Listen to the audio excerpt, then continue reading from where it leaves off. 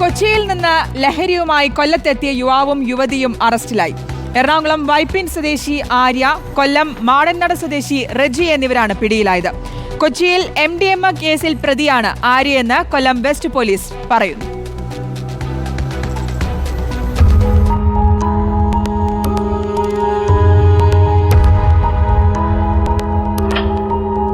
കൊല്ലം മാടന്നടയിൽ പുത്തൻനഗറിൽ താമസിക്കുന്ന റെജി, കൊച്ചി പെരുമ്പള്ളി സ്വദേശിനി ചെല്ലാട്ട് വീട്ടിൽ ആര്യ എന്നിവരാണ് കഴിഞ്ഞ ദിവസം MDMAയുമായി പിടിയിലായത്.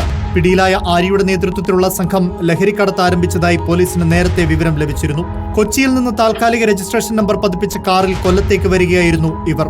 വാഹനം കാവനാട് വെള്ളയിട്ടമ്പലം ഭാഗത്ത് വെച്ച് സിറ്റി പോലീസിന്റെ ഡാൻസ് ഓഫ് സംഘവും വെസ്റ്റ് പോലീസും ചേർന്ന് പരിശോധിച്ചു. കാറിൽ നിന്ന് 46 ഗ്രാം MDMA കണ്ടെടുത്തു.